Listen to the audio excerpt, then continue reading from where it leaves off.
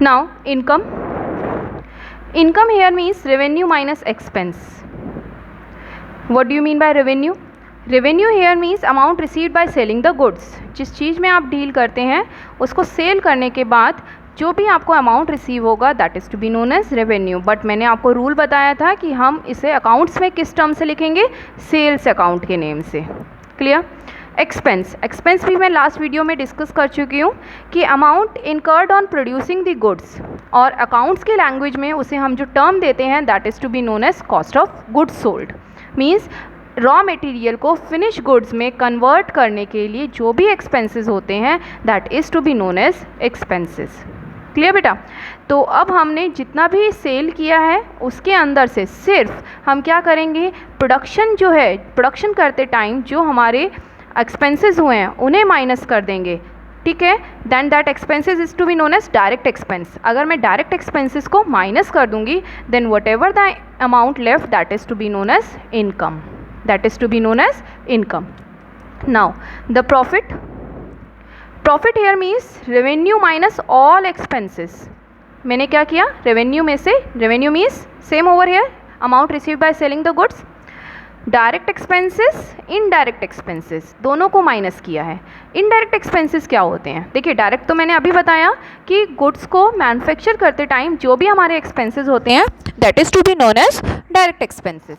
But indirect expenses, indirect expenses are those expenses which are indirectly spent on the selling and distribution of goods, administration of the goods. Means like क्या, अभी तो मैंने manufacture किया है, goods की packing भी होगी, goods की पैकेजिंग भी होगी, गुड्स का इंश्योरेंस भी लिया जाएगा, गुड्स को एक जगह से दूसरी जगह भेजने के लिए हमें कुछ कैरेज वगैरह पे करना पड़ेगा.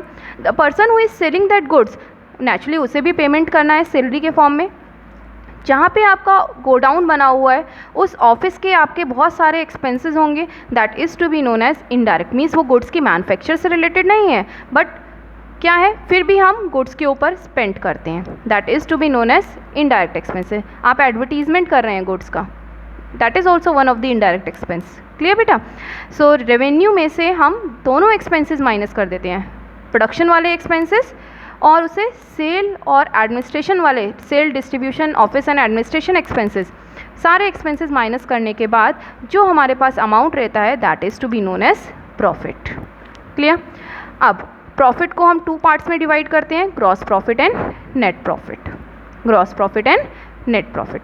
एक चीज़ और बेटा, इनकम जो होती है हम पर ट्रांजेक्शन देखते हैं कि लाइक क्या हुआ, मैंने 10,000 वाले गुड्स जो थे वो 12,000 में सेल कर दिए तो 2,000 का मुझे क्या हो गया, उसमें इनकम आ गई. बट प्रॉफिट जो है वो at the end of the accounting period आप कैलकुलेट करते हैं कि ड्यूरिंग द ईयर मैंने इतनी रेवेन्यू अर्न की है और इतने मेरे ड्यूरिंग द ईयर एक्सपेंसेस हुए हैं, और सारा सब कुछ माइनस करने के बाद चाहे वो आपके ऑपरेटिंग एक्सपेंसेस हों या फिर नॉन ऑपरेटिंग एक्सपेंसेस हों, सब ऑपरेटिंग इनकम हो या नॉन ऑपरेटिंग इनकम हो, आप सब कुछ प्लस माइनस करने के बाद जो अमाउंट रहेगा that is to be known as profit of the business firm.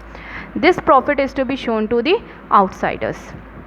Now the term gain. देखिए तीनों वर्ड एक जैसे ही हैं, अगर अकाउंट्स की टर्मोलॉजी से देखें तो ये तीनों अलग अलग हैं, बट आपके पॉइंट ऑफ व्यू से देखें तो इनकम क्या है, प्रॉफिट क्या है, गेन, सब एक जैसे ही हैं. आप कभी भी कुछ भी वर्ड यूज़ कर लेते हैं. Here gain is having different meaning. Gain, आप कभी भी किसी फिक्स एसेट को जब भी सेल करेंगे, ठीक है, फिक्स एसेट को सेल कर रहे हैं और उस पर अगर आपको कुछ एक्स्ट्रा अमाउंट मिलता है then that is to be known as gain. Means gain here means incidental profit arising after selling fix asset. देखिए इनकम और प्रॉफिट ये दोनों आपके गुड्स से रिलेटेड हैं, जिस चीज़ में आप डील करते हैं, और ये आपके किससे रिलेटेड है, फिक्स एसेट. देखिए मैं एक एग्जांपल देती हूँ. लाइक क्या हुआ, आपने अपना बिज़नेस स्टार्ट किया और उस बिज़नेस में स्टार्ट जब आपने किया था 10 साल पहले, आपने अपने ऑफिस में कबर्ड्स लगवाए, आपने टेबल लिया, चेयर लिया, सोफ़ा लिया. उस टाइम में आपने ओवरऑल उसके ऊपर स्पेंड किया 30,000 रुपीज़. क्लियर, अपने ऑफिस की पूरी फर्निशिंग में. बट अब आप क्या कर रहे हैं, दूसरी जगह अपना 10 ईयर्स के बाद या 12 ईयर्स के बाद आप अपना बिज़नेस को ना थोड़ा सा शिफ्ट कर रहे हैं दूसरी जगह. तो आपने क्या किया, पुराना बिज़नेस जो भी, अब जो पुराने आपके फर्नीचर्स थे वो इस कंडीशन में नहीं थे कि आप नए ऑफिस में शिफ्ट कर सकें। तो 30,000, अब आपको ये भी पता है कि अगर मैं कोई चीज़ रेगुलर यूज़ कर रही हूँ तो नेचुरली उसकी वैल्यू भी डाउन होगी। वैल्यू हमेशा क्या होती है, डाउन होती है। रेगुलर यूज़ की वजह से, आउट ऑफ फैशन की वजह से, किसी भी वजह से हम देखें तो किसी भी फिक्स एसेट की नेचुरली क्या होता है, हाँ, वैल्यू डाउन हो जाती है। That term is to be known as depreciation. अब आप सोचिए 30,000 की चीज़ जो मैंने परचेज़ की थी 10 ईयर्स बैक, तो नेचुरली उसकी वैल्यू आज की डेट में, मैं अगर परसेंटेज के अकॉर्डिंग निकालूँ, मैं 5% हर साल माइनस कर दूँ, 30,000 का 5% जो होता है वो 1500 होता है। अब मैंने क्या किया, माइनस किया, तो 10 ईयर्स माइनस किया तो उसकी आज की डेट की वैल्यू 15,000 रह गई। क्लियर बेटा? बट मैंने क्या किया, उसे 17,000 रुपीज़ में सेल कर दिया मार्केट में जब मैं अपना ऑफिस शिफ्ट कर रही थी। Then that is to be known as gain on sale of fix asset. मैं ये नहीं लिखूँगी profit on sale of fix asset, क्या लिखूँगी, gain on sale of fix asset, incidental profit arising after selling fix asset. और देखिए एक चीज़ और, दीज आर ऑफ इरेगुलर और नॉन रिकरिंग नेचर।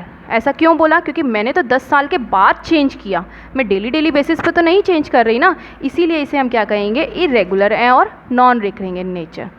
लॉस का तो मीन ही आपको समझ में आ रहा है, excess of expenses over revenue, मतलब खर्चे ज़्यादा हैं और इनकम क्या है, कम है, तो हमें कोई बेनिफिट ही नहीं हो रहा, that is to be termed as loss.